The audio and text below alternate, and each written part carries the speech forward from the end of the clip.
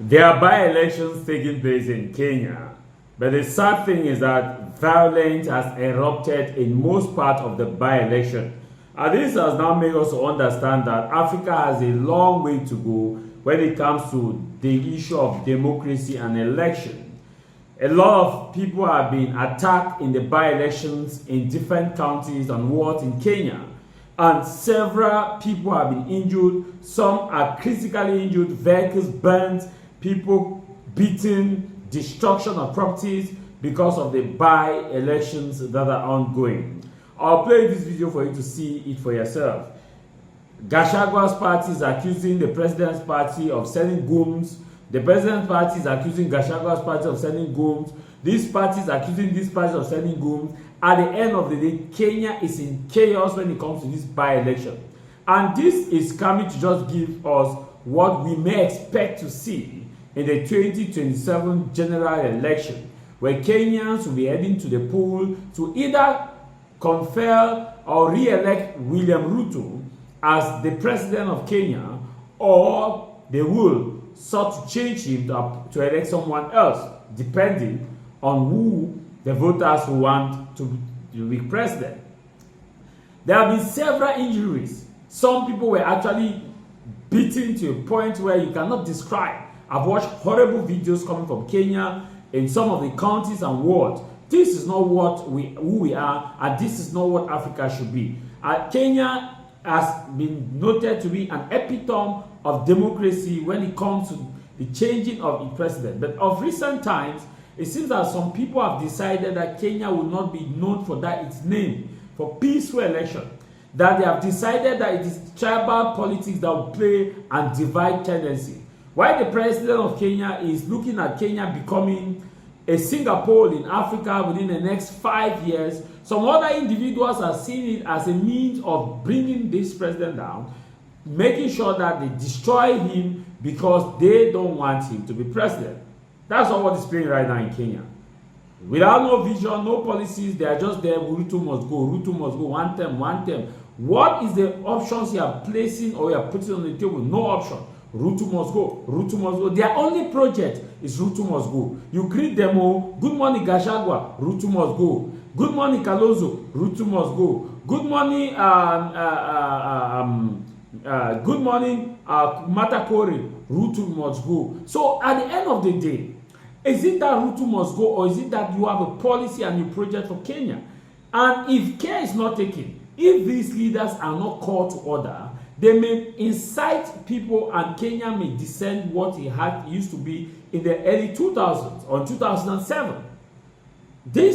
If things are gradually, if the way things are going in Kenya, if there is no balance, if there is no full-handedness and address of this issue, I fear that 2027 presidential election may move to a catastrophic level, because as I'm talking to you right now, some key opposition leaders are bent on saying that President William Ruto has just one term. They don't care which means they use it. They have openly come out to say that no matter which means they will use all necessary means to get Ruto out of office. And we have seen it in these by-elections, where they have started using violence, sponsoring people to bring down. It's bad. It's very bad. You cannot destroy a country because you hate one person.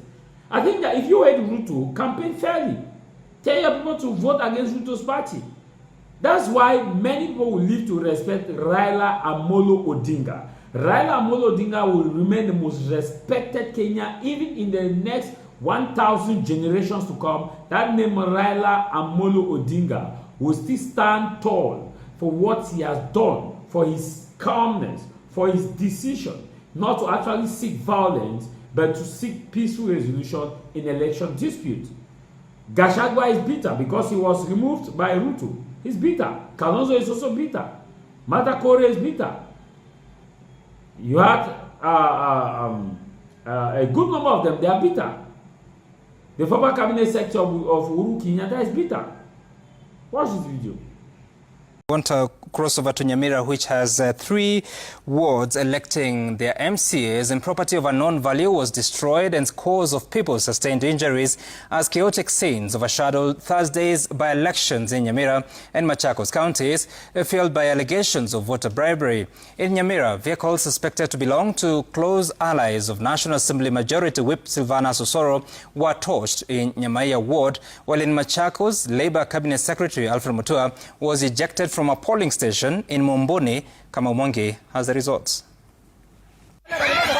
Thursday proved unforgiving for anyone suspected of engaging even in the slightest form of electoral malpractice. In Nyamira County, these were the scenes after a day of running chaos across the 3 wards of Nyantiongo, Ekerenyo and Nyamaiya, rival supporters clashing and leaving behind a trail of destruction. Several people were left nursing serious injuries. And although the perpetrators of the violence are yet to be identified, National Assembly Majority Whip Silvana Sosoro has been accused of playing a role in facilitating the unrest. This is panga and arungu. Ndio nilipigwa hivi nikaunga nani kwa fence. So kitu ilinisaidia niwe kichwa wapi kwa fence. Kaka hivi kwa fence wakanipiga nini? Panga huko. Sasa kuenda pale nikapigwa teke. Nikaanguka chini. Nikiamuka nikapata panga ndio hii. Wanipika panga. Panga ikaingia pande hii, ikakuja pande hii. Hapa ndio inanisika. Sasa hii niko na usi 4. How can the Inspector General of Police allow an honorable member of parliament to move around in a place where we are undertaking peaceful elections, move around with guns, armed with arrows, with pangas, with crude weapons to cause chaos? Allegations the legislator has vehemently denied. Sijakuwa anywhere else mahali panaitwa Tinderet. I'm hearing for the first time and naangalia zingine social media. Maybe there is somebody who is using my shadow, nitajua ni nani, lakini that is not me. Okay. Na sijajua kama kulikuwa na watu hapo, sijajua kama kumekuwa na vurugu. The situation was no different in Mumbuni North Ward in Machakos County, where a former MCA was roughed up after allegedly appearing at the Mungala polling station with intent to bribe voters. Paul Museku was forced to flee for his safety before security officers intervened. In the same ward, Labour Cabinet Secretary Alfred Mutua was ejected from the Kasinga polling station shortly after his Maendeleo Chap candidate cast his vote.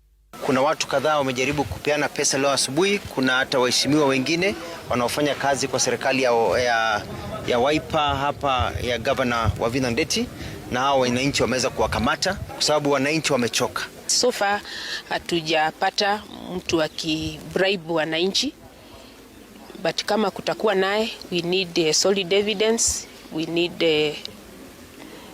people to come out. Lakini candidates pointing fingers at each other without proper evidence, hii yote ni rumors. The chaos unfolded even as low voter turnout was recorded across all 17 ward by-elections held nationwide, including in Nandi, Turkana and Samburu counties.